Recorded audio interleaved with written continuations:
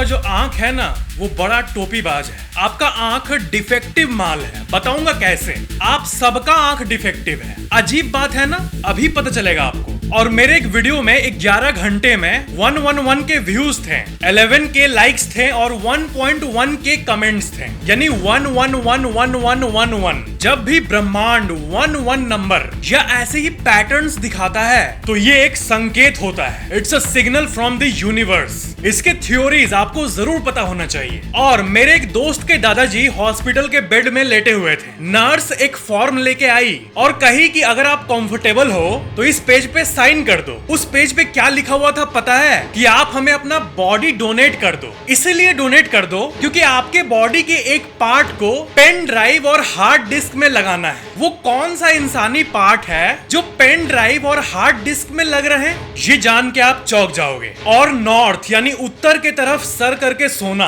आखिर खतरनाक क्यों माना जाता है? आखिर ऐसा क्यों माना जाता है कि उत्तर की तरफ सर करके सोने से मृत्यु को निमंत्रण मिलता है या ये शैतान की दिशा है? आखिर ऐसा क्यों कहा जाता है कि नॉर्थ की तरफ सोने से इंसान मृत्यु की तरफ आगे बढ़ता है? इस वीडियो में आप ऐसे ही बहुत सारे रैंडम अमेजिंग फैक्ट्स को जानोगे। ऐसे फैक्ट जिनको सुनकर आप कहोगे वीडियो नहीं कोक है कोक। अगर आपने अभी तक नहीं किया है तो सब्सक्राइब करके बेल आइकन जरूर ऑन कर लेना ताकि अगली वीडियो रिलीज होते ही सबसे पहले आपको मिल जाए। फैक्ट नंबर 17, आप उन मूवी सीन्स को याद करो जिसमें होलोग्राफिक इमेजेस को दिखाया जाता है। होलोग्राफिक टेक्नोलॉजी यानी ऐसी टेक्नोलॉजी, ऐसे सीन्स मूवी में देख के बड़ा मजा आता है कि हवा में हाथ फेर के आप डिजिटल एलिमेंट्स को कंट्रोल कर पा रहे हो। पर ये कितनी नेगेटिव गजब बात है कि मूवीज में ऐसी टेक्नोलॉजी नॉर्मल होने के बावजूद भी दुनिया की कोई भी कंपनी आज तक एक्चुअल में होलोग्राफिक टेक्नोलॉजी को बनाने में कामयाब रही ही नहीं है। जी हाँ, आज तक होलोग्राफिक टेक्नोलॉजी नहीं बनी है। देखो, आपने कोई वीआर हेडसेट पहन लिया तब आपको वैसा दिख रहा है, वो तो ठीक है, तब तो दिख ही सकता है क्योंकि वो सारे इमेजेस आपके वीआर हेडसेट के अंदर फॉर्म हो रहे हैं। लेकिन एक्चुअल होलोग्राफिक टेक्नोलॉजी जिसको आप हवा में कंट्रोल कर सको वैसा नहीं हो पाया है। ऐसा 3D इमेज प्लेन स्पेस में लाना और फिंगर के इशारे पे मूव करना ये मूवी में बड़ा आसान लगता है। हर दूसरा सुपर हीरो ऐसी टेक्नोलॉजी को यूज करते हुए दिखता है, लेकिन रियल लाइफ में ऐसी टेक्नोलॉजी के बारे में सोचना भी दूर की बात है। इट्स 21st सेंचुरी फिर भी। फैक्ट नंबर 16, मेरे साथ एक गजब का कोइंसिडेंस हुआ था और इसके बारे में मैंने इंस्टाग्राम पे स्टोरी भी डाला था। मेरे एक वीडियो में व्यूज थे 111 के और वो वीडियो 11 घंटे पहले अपलोड हुआ था और उस वीडियो पे 11 के लाइक्स थे और सबसे अमेजिंग बात, उस वीडियो पे 1.1 के कमेंट्स थे।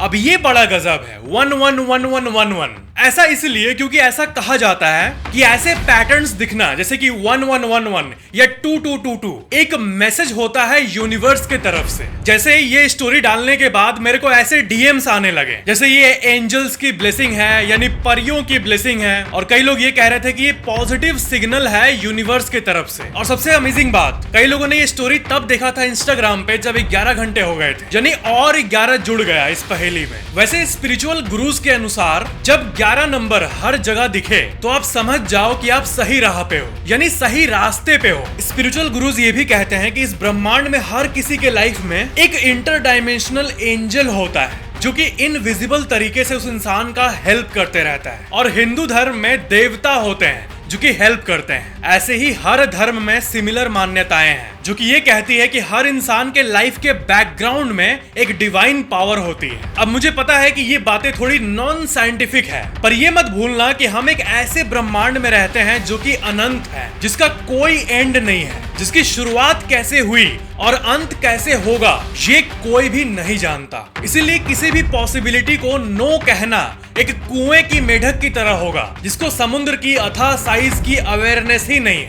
तो कंक्लूजन ये है कि इत्तेफाक से आपको अगर ऐसा नंबर या पैटर्न हर जगह दिखे जैसे 1111, 2222, 3333, तो ये एक बड़े ही मिराकुलस बात होती है। जैसे फॉर एग्जांपल आप सुबह उठे तो देखे टाइम हो रहा है 11:11, आप किसी वीडियो में व्यूज देखे तो 111 के हो रहा है। वैसे मेरे साथ भी ऐसा हुआ है, मैं सुबह टाइम देखा तो हो रहा था 11:11। बिजनेस में किसी क्लाइंट से बात कर रहा हूँ तो 11 तारीख को डील फाइनल होने की बात हो रही है और फॉर एग्जाम्पल डील भी 11 लाख की कुछ नहीं। घर में मंथली सामान वगैरह का शॉपिंग किया तो 11,000 का बिल बना। मोबाइल में किसी चीज का OTP भी आया तो उसमें भी 11 आया। ऐसा होता है बहुत लोगों के साथ, और एक पॉइंट के बाद जाके लगता है कि ये तो ज्यादा हो रहा है, ये सिर्फ कोइंसिडेंस नहीं हो सकता, और तभी समझ जाना कि ये रहस्यमयी ब्रह्मांड is giving you a signal.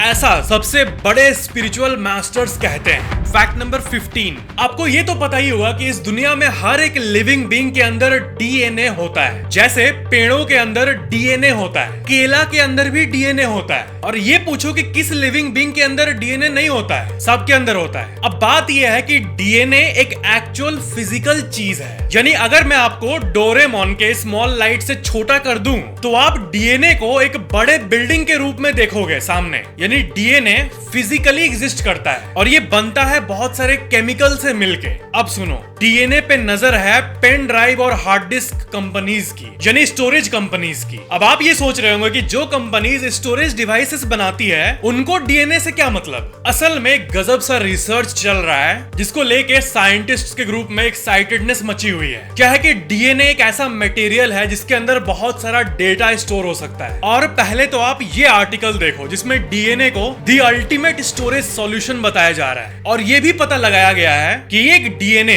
215 million GB store कर सकता है। DNA को फिजिकली डेड बॉडी से निकाल कर उसको स्टोरेज डिवाइसेस में इम्बेड किया जा रहा है। एक सॉलिड स्टेट ड्राइव यानी SSD या नॉर्मल स्टोरेज के कंपैरिजन में DNA अरबों गुना ज्यादा डेंस होता है, घनत्व।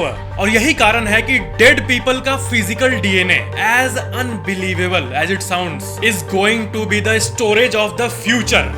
वैसे फ्यूचर तो ठीक है, आप जरूर इस बात को जानने में इंटरेस्टेड होंगे कि अभी इससे रिलेटेड क्या हासिल किया है वैज्ञानिकों ने, तो ये भी जान लो। 2019 की एक रिसर्च की स्टडी का रेफरेंस आप स्क्रीन पे देख सकते हो, जिसमें ये बताया गया है कि साल 2019 में 16 GB टेक्स्ट डेटा को लिटरली DNA में राइट कर दिया गया, और CD DVD राइटर्स की तरह DNA राइटर भी बन चुका है जो कि 1 Mbps की स्पीड में DNA के अंदर डेटा को राइट कर सकता है। यानी अब वो दिन दूर नहीं जब हॉस्पिटल में मरते हुए पेशेंट्स को फॉर्म दिया जाएगा और कहा जाएगा कि क्या आप मरने के बाद DNA को डोनेट करना चाहोगे ताकि इस दुनिया का भला हो सके और स्टोरेज डिवाइसेस की कमी ना हो। यहाँ नीचे साइन कर दो, यहाँ। फैक्ट नंबर 14, आपने नॉर्मल टैटूज को देखा ही होगा, पर क्या आपने कभी बायोमैकेनिकल टैटूज को देखा है? ये ऐसे टैटूज होते हैं जो कि टैटूज का लुक देने वाला काम तो करते हैं, लेकिन साथ ही साथ ये और एक बड़े पर्पस के लिए है। ये ऐसे टैटूज होते हैं जिसके अंदर सर्किट्स होते हैं और वो बॉडी का डेटा रीड कर सकते हैं, और ये बॉडी के टेम्परेचर और हेल्थ के बारे में वायरलेसली मोबाइल एप्लीकेशन में बताते हैं। भाई दुनिया कितनी बदल गई है, टैटूज में सर्किट्स लगने लगे हैं।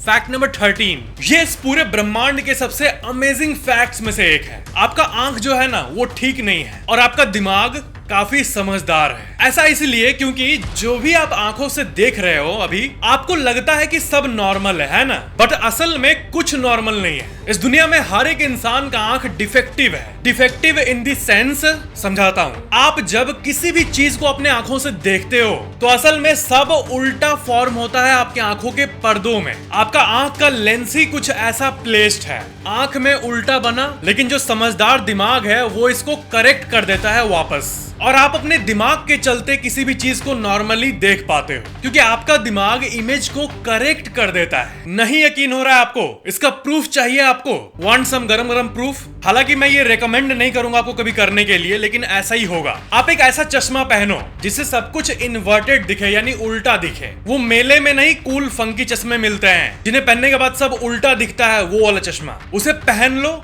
और अगले 10 दिन तक खोलना मत। अब क्या है कि आप चश्मा पहनोगे तो आपको सब कुछ उल्टा दिखेगा ऑब्वियसली, लेकिन मान लो आपने आज पहना, सब कुछ उल्टा दिखने लगा, कल भी आपको उल्टा दिखेगा, परसों भी आपको उल्टा ही दिखेगा, लेकिन 4-5 दिन बाद आपको उसी चश्मे से सीधा दिखने लगेगा ऑटोमेटिकली। आप एक सुबह उठोगे, धीरे धीरे विजन करेक्ट हो जाएगा। जी हाँ, जिस चश्मे से 2 दिन पहले तक आपको उल्टा दिख रहा था, बिना कुछ किए ही 2-3-4-5 दिन में दिमाग उसको करेक्ट कर देगा। लेकिन जैसा कि आपने गेस किया होगा, अब तो विजन करेक्ट हो गया। अब आप उस चश्मे को जब उतारोगे तो आपके नेचुरल आंख से सब कुछ उल्टा दिखने लगेगा।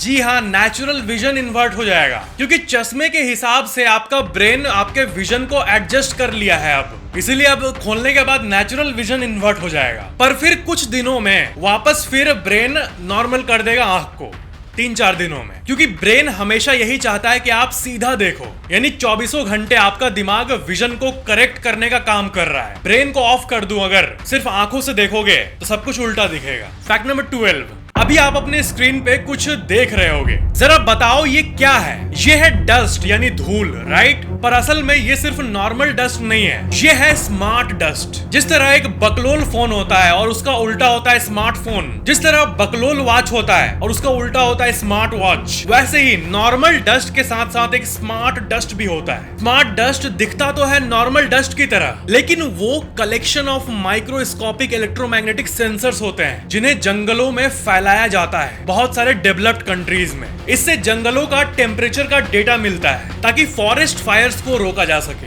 आप गेस कर पा ही रहे होंगे कि ये टेक्नोलॉजी कितनी इनविजिबल है और इसका कितना रॉन्ग यूज भी किया जा सकता है। अब जब धूल इलेक्ट्रॉनिक हो जाए तो कैसे सिक्योरिटी मिलेगी? आसानी से किसी देश का डेटा कोई और देश ले लेगा और पता भी नहीं चलेगा। इसलिए किसी भी देश को टेक्नोलॉजी में आगे होने की प्रॉमिस कर लेनी चाहिए, नहीं तो अमेरिका ही सब देशों का दादा बनता फिरता रहेगा। फैक्ट नंबर 11, आपका दांत आपका हड्डी से मजबूत है, बहुत ज्यादा मजबूत। ये तो सबको पता है, पर कितना? इसका आंसर है 400%। अगर आपके बोन यानी हड्डी को 1 पॉइंट मिलेगा तो आपके दांत को मिलेगा 4 पॉइंट, यानी 4x स्ट्रॉन्गर। और सबसे अमेजिंग बात, कंक्रीट यानी जिसे कि इतनी बड़ी बड़ी बिल्डिंग्स बनती है, उसको मिलेगा सिर्फ 1.5 पॉइंट। यानी दांत सबका बाप है। Never under estimate the biting power of your girlfriend. यानी इसका मतलब अगर हम दांत से बिल्डिंग बना पाए तो वो कंक्रीट के मुकाबले डबल से भी ज्यादा स्ट्रॉन्गर रहेगा। एक काम करता हूँ, आप सभी सब्सक्राइबर अपना अपना दांत मेरे को दे दो। 1 लाख दांत भी आ जाएंगे तो मैं ऐसा रूम बना लूंगा, भूकंप आएगा तब भी नहीं टूटेगा।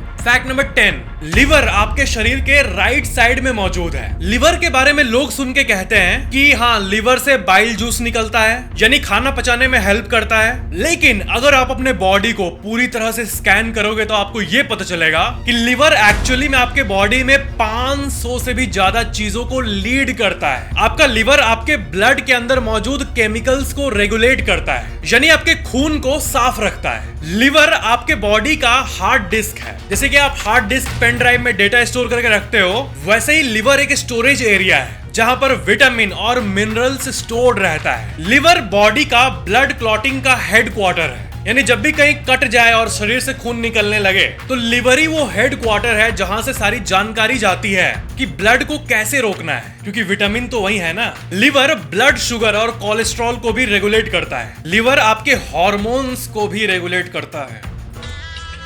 लिवर बॉडी के हीट को भी कंट्रोल करता है, यानी बॉडी के थर्मल मामलों में भी बहुत हद तक लिवर इंचार्ज होता है, और भी बहुत कुछ। यानी टोटल 500 फंक्शंस को लिवर कंट्रोल करता है। लिवर 500 चीजों को बॉडी में तो देखता है, लेकिन वो बॉडी पार्ट जो सबसे ज्यादा फंक्शंस को कंट्रोल करता है वो है ब्रेन। ब्रेन बॉडी में 1 मिलियन से भी ज्यादा फंक्शंस को कंट्रोल करता है, 10 लाख से भी ज्यादा। यानी लिवर आप नामक कंपनी का एक शहर का हेडक्वार्टर है, लेकिन ये पूरे कंट्री लेवल का हेडक्वार्टर्स है। यानी ब्रेन ही वो दद्दा है जो कि हर चीज को कंट्रोल करता है। फैक्ट नंबर 9, सुनो, हंसना मत, ठीक है? धरती पे गैस छोड़ना कोई बड़ी बात नहीं होती है। कितने लीटर्स ऑफ गैस लोग डेली छोड़ते हैं, कोई दिक्कत नहीं होता।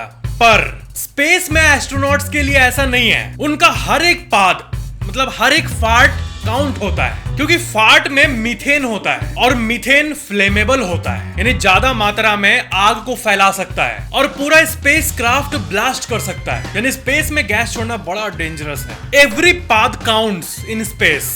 जब ग्रुप ऑफ एस्ट्रोनॉट्स स्पेसक्राफ्ट के अंदर होते हैं तो जितना भी गैस है जो ले रहा है, छोड़ रहा है, वहां से भी वो स्पेसक्राफ्ट के अंदर ही होते हैं, वो बाहर नहीं जाता है। वो गैस सब बाहर नहीं जाता है स्पेस में, बिकॉज वो स्पेस है, धरती थोड़ी है। अंदर ही अंदर फिल्टरेशन सिस्टम होता है और पूरा एक इकोसिस्टम होता है और एक क्लोज्ड एनवायरनमेंट होता है स्पेसशिप के अंदर। यानी एस्ट्रोनॉट्स को ओवर खाना अलाउड नहीं होता है। धरती पे तो ऐसा है कि मूड हुआ तो आज पूरा खा लो, पूरा पूरा जितना मन चाहे उतना खा लो और उसके बाद जितना मन चाहे उतना छोड़ो, लेकिन स्पेस में संभल के छोड़ना होता है। आपको पता है ये फैक्ट, जैसे कि आप इस आर्टिकल में देख सकते हो, बीन्स और ऐसे कई खाने जिससे कि ज्यादा गैस की संभावना होती है, वो नासा ने कई सालों तक रेस्ट्रिक्ट करके रखा था। पर धीरे धीरे स्पेसक्राफ्ट्स और आधुनिक होते गए और अभी ऐसा हो गया है कि फूड आइटम में तो रेस्ट्रिक्शन नहीं है, पर फिर भी उनको सतर्क रहना पड़ता है। धरती की तरह आजादी तो नहीं मिलती है। आप कितने लकी हो जो धरती पे पेड़ पौधों के बीच में रहते हो। फैक्ट नंबर 8, ओलंपिक मेडल्स के बारे में ये एक बड़ी ही अजीब बात है। समय आगे बढ़ा लेकिन मेडल्स की वैल्यू कम हो गई। मॉडर्न ओलंपिक गेम्स 1896 में शुरू हुई थी। तब शुरुआत के कुछ सालों में जो गोल्ड मेडल्स थे,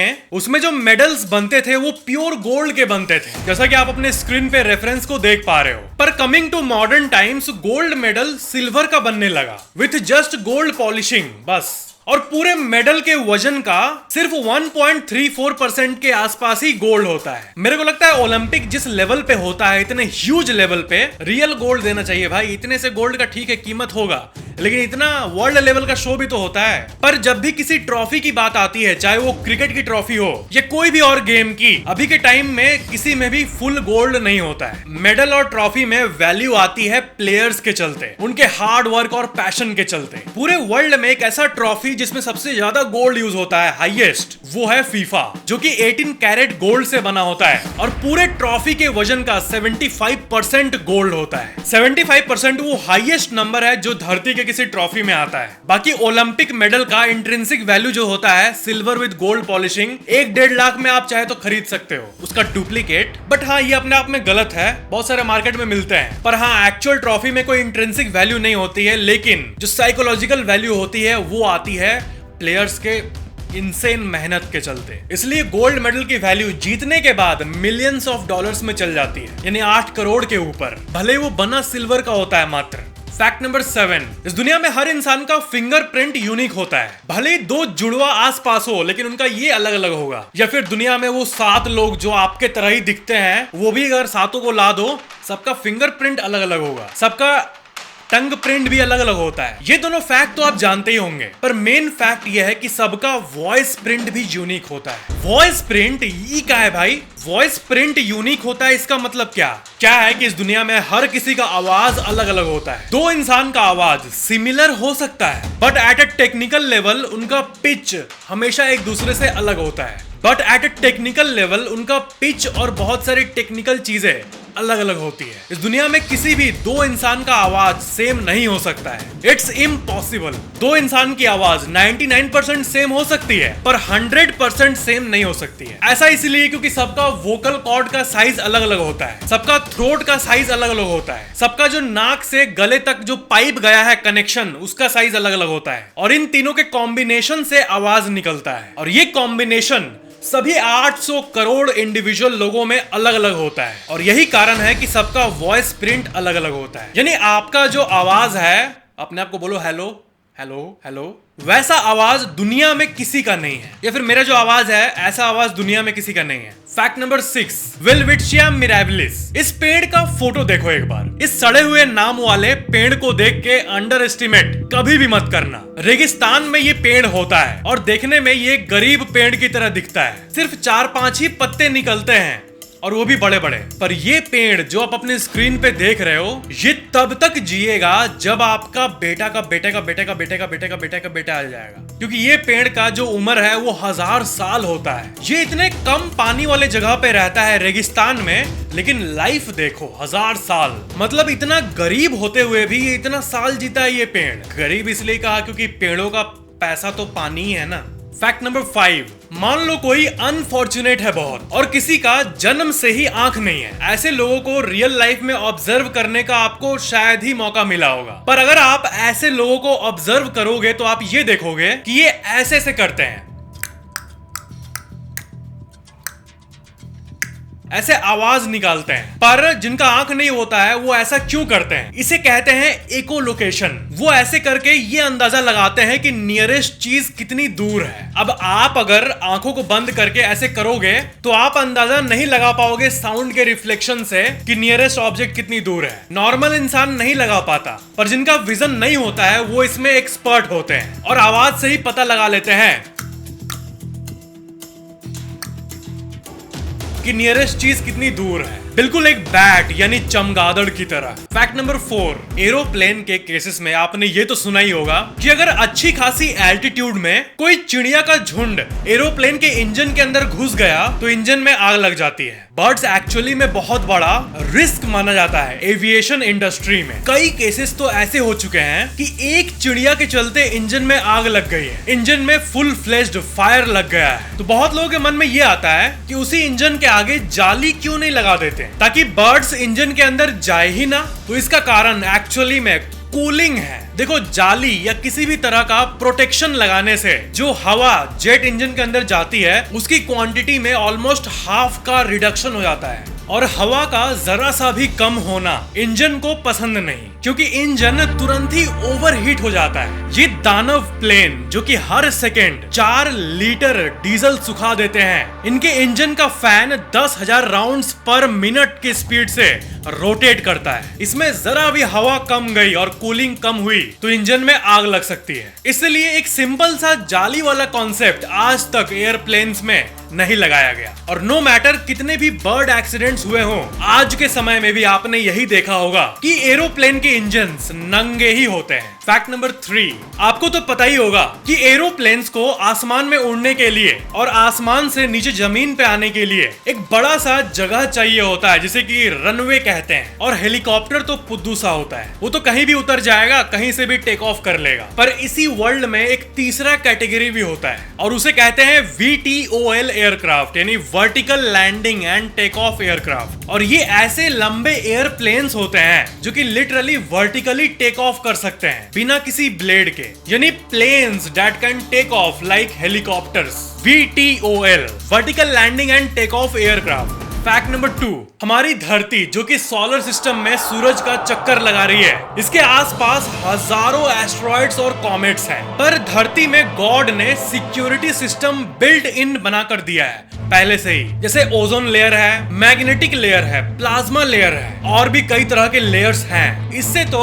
धरती प्रोटेक्ट हो गई, ठीक है, पर पूरे सोलर सिस्टम का क्या? इस पूरे यूनिवर्स के साइज के कंपैरिजन में सोलर सिस्टम एक चींटी के बराबर भी नहीं है। ये जो पूरा एरिया है जहाँ पे सूरज है, धरती है और बाकी ग्रह मौजूद है, इस एरिया में बाहर से कोई फॉरेन ऑब्जेक्ट आ जाए इसका भी रिस्क होता है। तो देखो, हम जैसे धरती को जूम आउट करते हैं, जूम आउट किए, धरती से निकले तो सोलर सिस्टम दिखता है, और इसको और जूम आउट करते हैं तो यहीं पे, बस यहीं पे, यहाँ पे एक लेयर होता है और ये लेयर मानो एक असली सुपर हीरो है। ये एक बबल की तरह है जो कि सोलर सिस्टम को, यानी हमारे पूरे सौर मंडल को प्रोटेक्टेड रखता है। सोलर सिस्टम के बाहर से जो कॉस्मिक रेडिएशन आता है, गामा रेडिएशन आता है, ये कोई भी ऐसी चीज जो कि सोलर सिस्टम को बीच से चीर सकती है, उससे हमें ये लेयर, ये बबल बचाता है। ये लिटरली एक बबल के शेप में एग्जिस्ट करता है और 90% लोग इस बबल प्रोटेक्टर के बारे में अवेयर नहीं है। इसे हीलियोस्फीयर कहते हैं, यानी ये है फाइनल बॉस जो हम सबको बचाता है अनंत स्पेस के डेंजर्स से। नहीं तो अभी रियल टाइम में कितने सुपरनोवाज एक्चुअली में हो रहे हैं, तारे फट रहे हैं, गामा रेडिएशन आ रहा है, लेकिन फिर भी हम शांत है, कुछ भी नहीं हो रहा है। ये इसी बबल का कमाल है। स्पेस के बारे में ऐसे और भी होश उड़ा देने वाली बातें हैं। सोलर सिस्टम के लास्ट 2 प्लैनेट्स नेपच्यून और यूरेनस में डायमंड रेन होता है, यानी वहां ऐसी सिचुएशन है कि वहां पर डायमंड्स 24 घंटे बरसते रहते हैं। यानी अगर किसी ने ऐसी टेक्नोलॉजी निकाल ली जिससे वो नेपच्यून और यूरेनस के डायमंड को वापस धरती पे ला पाया, तो ऑफ कोर्स वो धरती का सबसे बड़ा डायमंड व्यापारी बन जाएगा with net worth of trillions of dollars. अब सोलर सिस्टम और साइंस की डीप बातें हो रही है, तो यहाँ पर मैं आपको और एक सुपर अमेजिंग साइंटिफिक फैक्ट बताना चाहता हूँ, जो कि है डिज्नी के बारे में, अम्यूजमेंट पार्क्स और 4 साल के छोटे बच्चों के मसीहा डिज्नी के बारे में। जो ये मिकी माउस वाला डिज्नी कंपनी है ना, ये सिर्फ एनिमेटेड फिल्म्स ही नहीं बनाता, बल्कि इसका एक ह्यूज लैब रिसर्च नेटवर्क भी है, जिसमें की हिडन साइंटिफिक रिसर्चेस होती है, जो कि आमतौर पे एट लार्ज पब्लिक को नहीं पता होती है। और इनके रिसर्च लैब चेन का नाम है डिज्नी रिसर्च नेटवर्क। अब आप पूछोगे कि सबसे अमेजिंग काम जो कि इस नेटवर्क ने किया है वो क्या है बताओ, तो आप यकीन नहीं करोगे, ये एक्चुअली में एक ऐसा लैब बनाने में कामयाब रहे हैं जिसके अंदर मात्र जाने से ही आपके हाथ का फोन चार्ज होने लगेगा। ये ग्रेटेस्ट इन्वेंशन है जो कि डिज्नी ने अचीव किया है। इमेजिन करो आप एक रूम में वॉक इन किए और आपका फोन जस्ट चार्ज होने लगा। एक ऐसा रूम जिसमें literally, and I really mean literally, electricity हवा में ट्रैवल करती हो। यूनिवर्सिटी ऑफ टोक्यो में ये 100 स्क्वायर फीट का रूम है। इस रूम के बीच में एक कॉपर पोल मौजूद है और उसके अंदर बहुत सारे कैपेसिटर्स लगे हुए हैं और वही कॉपर पूरे रूम को इलेक्ट्रीफाई कर देता है। ये एक ऐसा रूम है जिसमें 300 अलग अलग स्मार्टफोन्स साइमल्टेनियसली चार्ज हो सकते हैं। जो लोग थोड़ा डीप जाते हैं वो इस टेक्नोलॉजी का नाम भी जानना चाहते होंगे। इसका नाम है QSCR यानी क्वाजी स्टैटिक कैविटी रेजोनेंस। अब ये सुन के बहुत सारे व्यूअर्स डाउट में होंगे कि इतनी अमेजिंग टेक्नोलॉजी होने के बावजूद भी ऐसा कंसेप्ट पूरे दुनिया में फैल क्यों नहीं पाया। ये ट्रूली वायरलेस चार्जिंग वाला टेक्नोलॉजी, मतलब इस टेक्नोलॉजी को तो पूरे विश्व में वायरस की तरफ फैल जाना चाहिए था अब तक, लेकिन हुआ नहीं, क्योंकि यहाँ बात आती है सेफ्टी की, आपकी बात आती है यहाँ पे। ऐसे स्ट्रॉन्ग मैग्नेटिक फील्ड्स में इंसानी शरीर पे लॉन्ग टर्म में क्या इफेक्ट होगा इसको कोई भी नहीं जानता। इसलिए अभी लॉन्ग टर्म इफेक्ट्स की स्टडी की जा रही है कि ऐसे रूम्स में जाने से, और अगर लोगों की आदत हो गई ऐसे रूम्स में रहने की जिसमें वो 24 घंटे फोन चला सकते हैं बिना हिले, तो ऐसे टेक्नोलॉजी से ब्रेन और हार्ट में क्या इफेक्ट होगा। देखो, किसी भी टेक्नोलॉजी को हम ऐसे ही यूज नहीं कर सकते जब तक उसके ऊपर मेजर रिसर्चेस कंप्लीट ना हो जाए। आपको पता है डिज्नी को बहुत ही शांत कंपनी माना जाता है क्योंकि वो बहुत ही शांतिपूर्ण तरीके से अपना वर्क करती है, और ये कंपनी इतनी ह्यूज है कि इसके बारे में आप सोच भी नहीं सकते हो। पिक्सार एनिमेशन स्टूडियोज को डिज्नी ओन करता है, मार्वल एंटरटेनमेंट को डिज्नी ओन करता है, 20th सेंचुरी स्टूडियोज जो कि आपने कितने मूवीज के इंट्रो में देखा होगा ये भी डिज्नी का है। स्पोर्ट्स ब्रांड ESPN भी डिज्नी का है। स्ट्रीमिंग सर्विस हुलू डिज्नी का है। नेशनल ज्योग्राफिक चैनल जो कि अपने हाई क्वालिटी डॉक्यूमेंट्रीज के लिए जाना जाता है उसे भी डिज्नी ही ओन करता है। यानी बिल्कुल ब्लैक रॉक की ही तरह डिज्नी एक गैलेक्टिक कंपनी है। गैलेक्टिक यानी ये थोड़ा एक गैलेक्सी के साइज को फील कराने के लिए इस वर्ड का यूज किया जाता है, गैलेक्टिक। फैक्ट नंबर 1, ऐसा आखिर क्यों कहा जाता है कि नॉर्थ की तरफ सर करके सोने से इंसान मृत्यु की तरफ आगे बढ़ता है? इसे शैतान का दिशा भी क्यों कहा जाता है? ऐसा क्यों कहा जाता है कि नेगेटिव एनर्जीज अट्रैक्ट होते हैं नॉर्थ की तरफ सर करके सोने से? और ऐसा मत मानना कि ये सिर्फ इंडिया में ही माना जाता है, ना ना ना, सिर्फ इंडिया में ही नहीं बल्कि पूरे विश्व में ये नॉर्थ का कॉन्सेप्ट फेमस है। देखो, इसका उत्तर ये है कि हम सब के पूर्वजों को इस बात का अंदाजा था कि धरती के आसपास अपना एक मैग्नेटिक फील्ड है और पूरी धरती एक मैग्नेट की तरह है। यानी मैग्नेट की तरह धरती का भी नॉर्थ और साउथ साइड है। ये सब तो ठीक है, लेकिन नॉर्थ की तरफ सोने से क्या प्रॉब्लम है? तो अकॉर्डिंग टू थ्योरीज, क्योंकि आपके शरीर में भी एक मैग्नेटिक फील्ड है और क्योंकि आपका शरीर भी एक मैग्नेट की तरह है, मैं बैठा हूँ यहाँ पे, मेरे शरीर का भी नॉर्थ और साउथ है, क्योंकि शरीर के आसपास भी मैग्नेटिक फील्ड होता है। इसलिए अगर मैं खुद एक मैग्नेट हूँ एट अ बेसिक लेवल और मैं इस पे सो रहा हूँ यानी धरती पे जो कि खुद एक मैग्नेट है, तो मेरा सर भी नॉर्थ साइड, तो मेरा सर भी नॉर्थ साइड और धरती का भी नॉर्थ साइड। तो जब दो नॉर्थ को पास पास लाते हैं तो क्या होता है? रिपल्शन, यानी वो दूर जाने लगते हैं। तो इस रिपल्शन से आपके शरीर के अंदर का जो खून है वो सर के एरिया से हट के पैर के एरिया पे आने लगता है, और यही चीज बॉडी के लिए अच्छी नहीं होती। और यही बात पुरानी सभ्यताओं में हजारों साल से चर्चित है। पर सवाल ये है कि क्या ये सच है रियली में? क्या सही में दिमाग से खून हटकर पैर की तरफ जाने लगता है? देखो, विज्ञान यानी साइंस तो ये कहता है कि अभी तक कोई भी रिसर्च में ये साबित नहीं हुआ है, प्रूव नहीं हुआ है कि किसी भी तरफ सोने से एक्चुअल में कोई नकारात्मक प्रभाव है। यानी ये सिर्फ एक अंधविश्वास है। यानी ये लॉजिक तो बड़ा सही है पर इसमें कोई सच्चाई नहीं है। और सच्चाई कैसे नहीं है, साइंस क्यों ऐसा बोल रहा है, ये भी समझ लो। क्या है कि मैग्नेटिक स्ट्रेंथ यानी किसी भी मैग्नेट का पावर कितना है ये माइक्रो टेस्ला में मापा जाता है। अब सुनो, धरती का जो मैग्नेटिक स्ट्रेंथ है वो है 65 माइक्रो टेस्ला, जो कि बहुत कम है। यानी धरती का मैग्नेटिक फील्ड है लेकिन वो बहुत छोटे लेवल पे एग्जिस्ट करता है। कंपैरिजन के लिए आपको बता दूं, अगर आप मार्केट से कोई चुंबक खरीद के लाओगे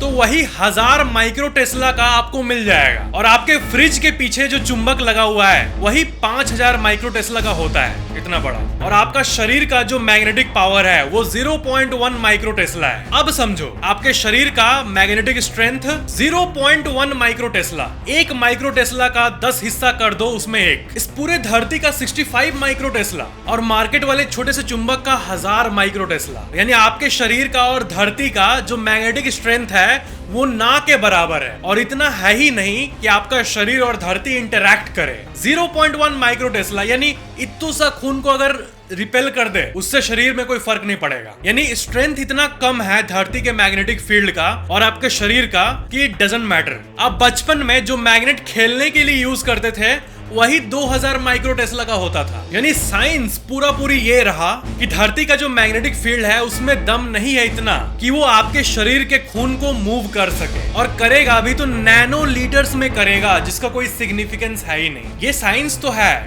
एकदम लॉजिकल, लेकिन फिर भी मैं नहीं मानता कि साइंस को सब कुछ पता है। मे बी कोई और कारण हो इसका, मे बी जो कि साइंस बाद में डिस्कवर करे कि जब लोग नॉर्थ के तरफ सर करके सोते हैं तो उनको अच्छा क्यों नहीं फील होता उठने के बाद। तो इसीलिए अगर आप साइंस एंथुसियास्ट हो तब तो बिंदास सो जाओ, जिधर सर करके सोना है उधर करके सो जाओ। लेकिन अगर आप किसी स्पिरिचुअल गुरुज या फिर स्पिरिचुअलिटी इन जनरल मानते हो तो फिर नॉर्थ छोड़ के बाकी किसी भी डायरेक्शन में सर करके सो जाओ। तो ये था आज का वीडियो। हमेशा की तरह लाइक, कमेंट और शेयर जरूर करना, और अगर आपने अभी तक नहीं किया है तो सब्सक्राइब करके बेल आइकन जरूर ऑन कर लेना। थैंक्स फॉर वॉचिंग, मिलते हैं अगले वीडियो में।